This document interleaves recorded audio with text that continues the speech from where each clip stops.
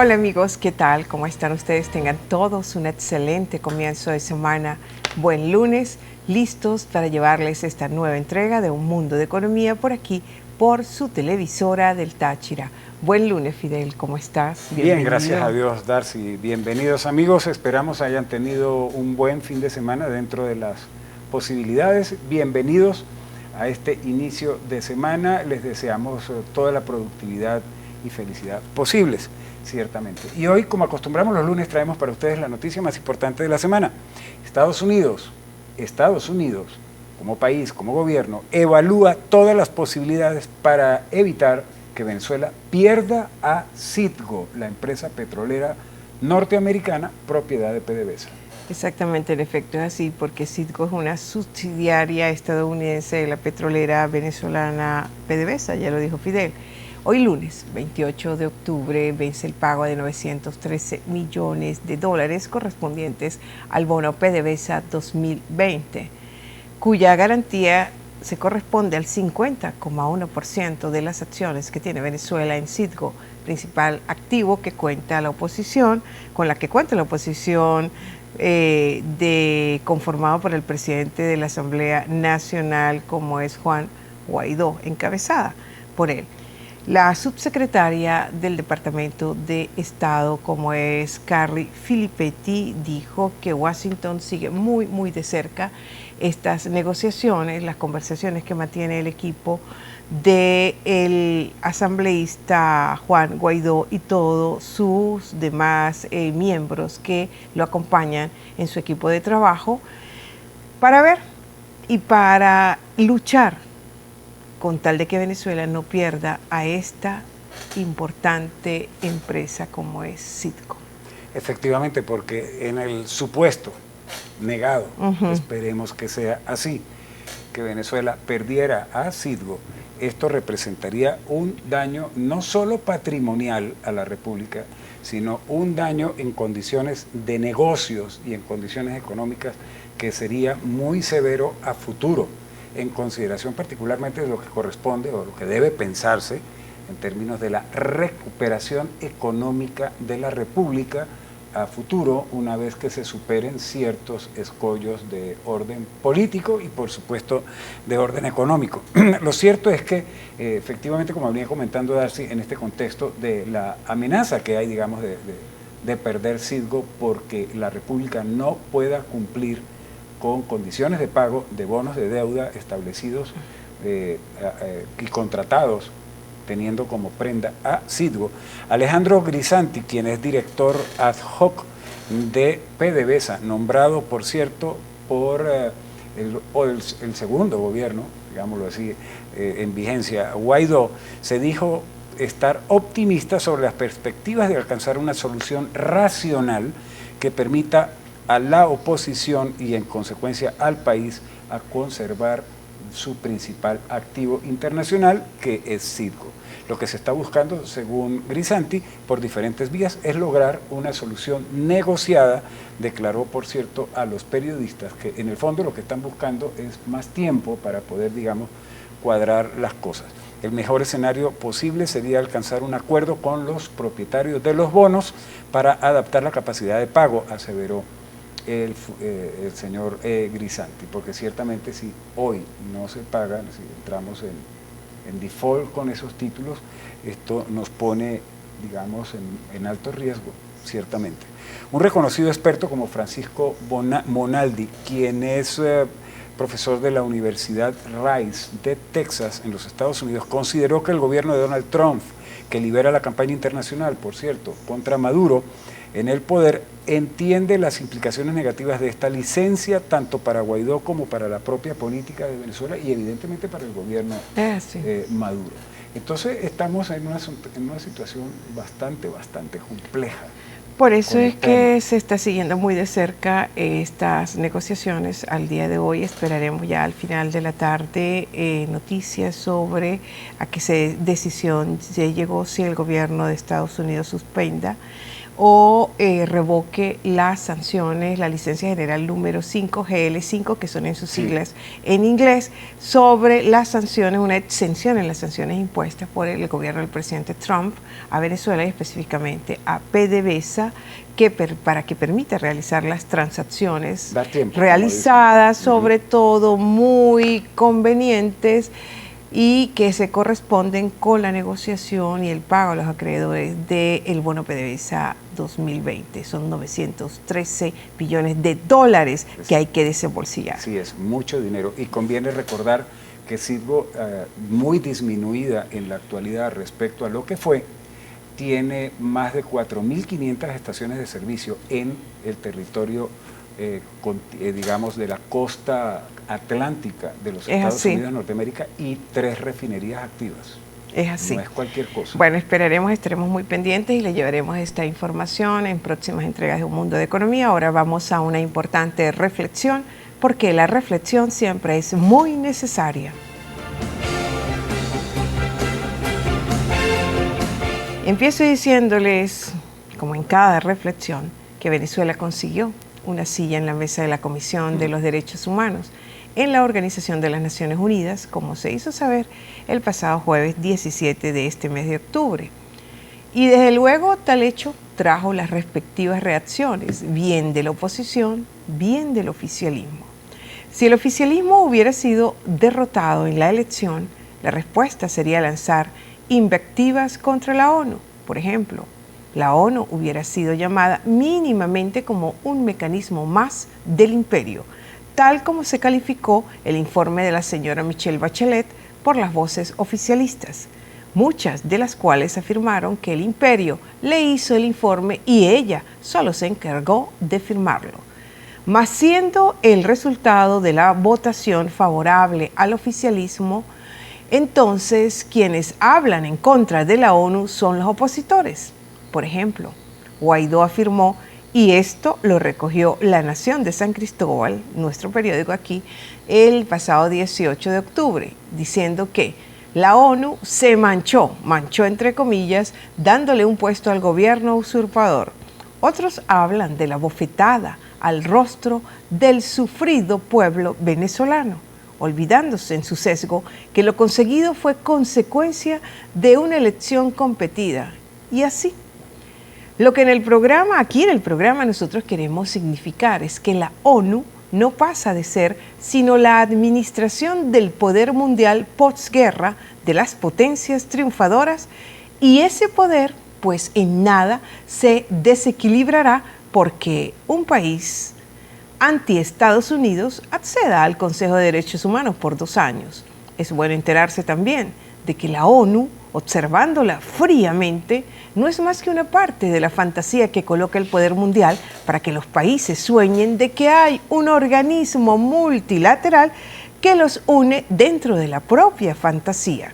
O sea, que en dicho organismo hay países que en términos reales no solo no están unidos entre ellos, sino que están desde hace tiempo enfrentados en cruentos conflictos bélicos o, en su defecto, no tienen nada que compartir entre ellos. Nombremos, por ejemplo, a Israel, ¿qué tendrá que ver con Cuba?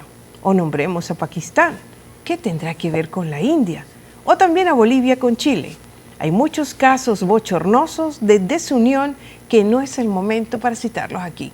Bajo esa luz, entonces, cuando nosotros decimos Organización de las Naciones Unidas, solo estamos repitiendo un cognomento, puesto que ni hay unión en muchos de los países que lo constituyen, ni tampoco la ONU es una organización en estricto sentido.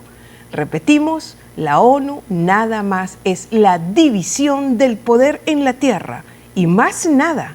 Ingresar ahí como nación es tener el permiso para presenciar administrativamente lo que es ese poder. Hasta aquí esta reflexión y ahora vamos a cumplir con una pausa comercial. No se aparten, por favor.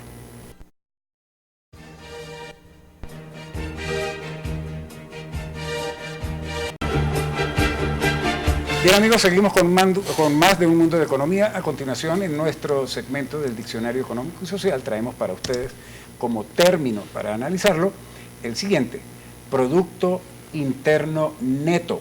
el famoso PIN, P-I-N. Sí, es así el término que acordamos para esta sección de hoy lunes.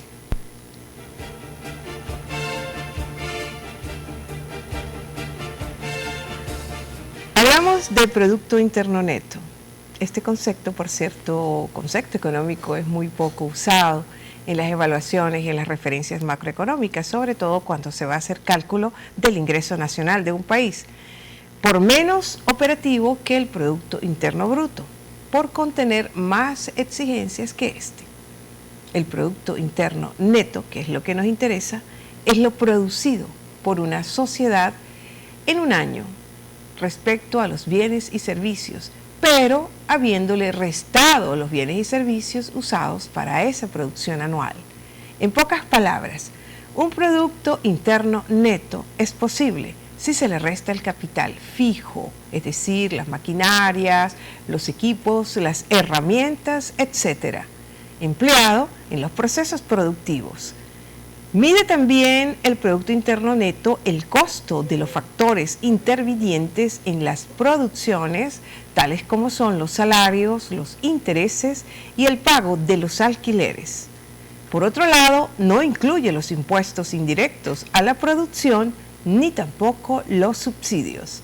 Al no ser tomadas en cuenta estas deducciones, entonces estaremos hablando del Producto Interno Bruto, de ahí las diferencias. ¿Qué les parece? Sí, esa es la diferencia entre el PIN, Producto Interno Neto, y el PIB, el Producto Interno Bruto. Y tal como lo explicaba Darcy, es verdad, el PIN es menos utilizado como unidad de medición, digamos, como criterio de evaluación para comparar el peso y el poder de economías entre sí y con otras, que hacer uso del Producto Interno Bruto.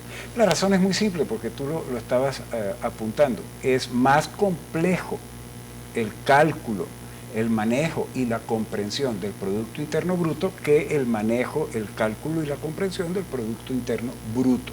Neto, perdón. No, más fácil, más complejo, perdón, el PIN, manejar claro, el PIN, correcto, que manejar el Producto Interno Bruto. Entonces, a la larga, pues, digamos, el sistema económico mundial se ha concentrado, digamos, en el Producto Interno Bruto como unidad de cálculo, de comparación. Entonces, en los datos que se emiten, que se publican en diferentes organismos internacionales y por los propios bancos centrales y cualquier cantidad de organismos económicos y ministerios a lo largo y ancho de este planeta nuestro, se expresan en términos de Producto Interno Bruto. Sí, eso, no se usa sobre todo para analizar cuál ha sido el desenvolvimiento en términos de producción de una economía en un periodo de un año, para hacer todas sus evaluaciones, se toma como referencia es el Producto Interno Bruto, que es la producción total de bienes y servicios producidos por una economía de un país en un año, repito, mientras que al Producto Interno Neto se le resta todo lo que son los activos fijos, las maquinarias, los equipos, las herramientas, etcétera. De ahí es que es neto. Pero para hacer referencia en cuánto creció el PIB, Producto Interno Bruto, en un año, o cuál fue el descenso, siempre es producción total, general de bienes y servicios de una economía en un año, de un país en un año. Así es. Estoy atorado, qué pena. Garganta seca. Bien, amigos, creemos que haciendo la salvedad y la diferencia entre lo que es el Producto Interno Neto y el Producto Interno Bruto, pues estamos haciendo un aporte para la comprensión del tema. Vamos a hacer un corte comercial de manera de regresar en algunos segundos con Táchira y su economía.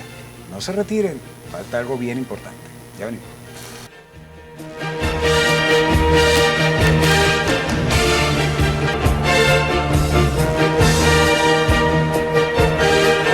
Estamos de regreso con más de Un Mundo de Economía, hoy lunes, de Táchira y su economía. Para esta sección nosotros vamos a denotar lo que denunció la gobernadora del estado Táchira, la doctora Lady Gómez, que más del 70% de las actividades económicas en nuestro estado están paralizadas por la escasez de gasolina. Y en efecto, ¿por qué? Porque cada vez escasea más el combustible, las colas son más prolongadas, personas que han denunciado que han pasado ya casi una semana esperando porque llegue el combustible, no llega a las estaciones de servicio y eso conlleva que haya una paralización. registrada en más del 70%, las comerciales, las empresariales, las académicas, las operaciones de salud regionales, ya las ambulancias no están operando, los carros de los cuerpos de bomberos, de defensa civil, y de ahí la soledad que se ve tan grande en las calles, lo difícil que es para trasladarse, nada más nosotros que estemos aquí, lo difícil para poder llevarles a ustedes este programa. Sí, hay que hacer, como se dice criollamente, ¿no, Fidel? De tripas corazón, porque nos debemos a un cumplimiento, estamos sujetos a nuestro deber. Sí, y ciertamente la escasez tan marcada que se está presentando de gasolina, pues sin lugar a dudas lo afecta a todo. Hay dificultades para producir, para distribuir lo producido, para que se movilice el personal, el recurso humano y pueda presentarse a sus sitios de trabajo. Y bueno, en absolutamente todo. Afecta al comercio, a la industria, a la producción agrícola y pecuaria, actividades al comercio escolares, internacional, todo. Actividades escolares. Bueno, salvando digamos, el conflicto que existe en el medio educativo, del cual, por cierto, se estuvo hablando, bueno, y del mundo laboral, que estuvimos hablando el miércoles con invitados de FETRA Táchira. Lo cierto de todo esto es que tenemos esa situación aquí en el Estado, tal cual como lo denuncia la gobernadora y como lo conocemos todos, sin, y esto hay que resaltarlo, sin ninguna explicación de ningún tipo por parte de las autoridades nacionales competentes en el tema de la gasolina. Nadie ha explicado ni se ha dignado a intentar explicar qué es lo que está pasando y por qué está llegando poca gasolina al Estado. Porque esa es la razón de las colas gigantescas. Sí, son muchos meses sin combustible, padeciendo esas largas colas, exponiéndose las personas a cualquier riesgo de tipo delictivo por parte de la inseguridad tan grande que hay. Haciendo colas haciendo cola de la noche, del día ante un sol inclemente, pasarse la vida en una cola, porque en efecto no es un secreto para nadie que Táchira ha sido uno de los estados más golpeados en cuanto al suministro de el combustible, que es muy reducido. Y tal como tú lo expresabas en el programa del jueves pasado, vivir en Venezuela en estas circunstancias cansa. De verdad. Y vivir en el Táchira en particular, en estas circunstancias, agota, porque se vive con un estrés enorme. Donde quiera que tú estés, por ejemplo, estamos aquí nosotros en el programa hoy, pero yo estoy pensando en que se me está acabando la gasolina y qué voy a hacer. Estoy pensando si tendré energía eléctrica cuando llegue a mi casa. Si llegaré a la casa y no hay luz, si no hay luz por 1 hora o por 8 horas o por 24 horas. Estoy pensando en si podré trabajar, si podré tener internet para acceder a información, para precisamente poder diseñar un programa para presentarles a ustedes contenidos de interés y ese tipo de cosas. Y así como me ocurre a mí, le ocurre a Darcy, nos ocurre absolutamente a todos. A todos. Entonces, ¿qué calidad de vida estamos teniendo? La calidad, por favor, eso es una falta de respeto. Cuando no se hace mención de eso. La función central de la autoridad política gobernante en un país, proveerle a su población las mejores condiciones de vida para que puedan desarrollarse como personas, no, aquí como es todo familias, lo contrario, como económicamente puedan hacerlo en beneficio del Estado propiamente. Es todo lo contrario, y lo hemos dicho en programas anteriores, aquí todo está dado, confabulado para no hacer nada, para que no se haga nada, porque son las actividades empresariales, comerciales, académicas, las actividades del sector salud, de seguridad, de todo, que no pueden llevarse a cabo por esta escasez tan grande que tenemos de combustible. Aparte de eso, también de gas, el gas doméstico. Hay personas que tienen más de 7 meses que no tienen gas, no tienen el acceso porque no hay gas. Pero tampoco nadie explica. Nadie explica, no hay una explicación, no sé, nadie, exactamente, un plan inmediato para solucionar, por lo menos para paliar. Pero si hay anuncios de que se va a incrementar la producción de petróleo en 1 millón de barriles en los 3 meses que falta del año. ¿Quién se cree eso? Tal vez para dorar la píldora, de manera que usted y yo pensemos, bueno, va a subir la producción de petróleo, va a haber gasolina para final de año y para inicios del 2020. Es invivible esta situación, realmente. Sí, nosotros no estamos exagerando, es dramático y ya estamos llegando a un extremo bastante delicado. porque tenemos que 3, 4 semanas de severa escasez de gasolina. 4 semanas en exactamente. Realidad. Entonces, un llamado, por favor, a las autoridades, pónganse la mano en el corazón y por lo menos dígnense explicar qué es lo que está pasando para nosotros como ciudadanos y consumidores servicios, pues podamos tener alguna idea de qué hacer, a qué atenernos. Pero es que estamos en un limbo y Fidel, absoluto, disculpa que difiera contigo, hacer un llamado a las autoridades nacionales para que se pongan la mano al corazón es ser uno muy insulso, por no decir muy estúpido, por no decir creyente, bueno, yo lo hago tonto. Sí, en la formalidad, Fidel, sí, en la formalidad. Sí, una formalidad. Amigos, tenemos que despedirnos, lamentablemente se nos acabó el tiempo, Fidel. Sí, el tiempo, la gasolina, el gas. Espero que la paciencia. El tiempo aquí en un mundo de economía. Se nos acabó Más aquí. que paciencia no podemos pedir paciencia, sino fortaleza. Fortaleza y resistencia para poder aguantar todas estas cosas. Amigos, les invitamos cordialmente a que sigan acompañándonos en nuestro horario acostumbrado, Mundo de Economía, por TRT, a las 12 del mediodía, la emisión en vivo, y a las 2 de la tarde, la reposición. También les invitamos para que visiten nuestras redes sociales, Un Mundo de Economía en Facebook, Twitter, YouTube e Instagram. Ya saben, amigos, que hoy más que nunca la economía adquiere mayor relevancia, protagonismo en nuestras vidas prácticas cotidianas como principio y conocimiento. Que tengan una feliz tarde, buen provecho.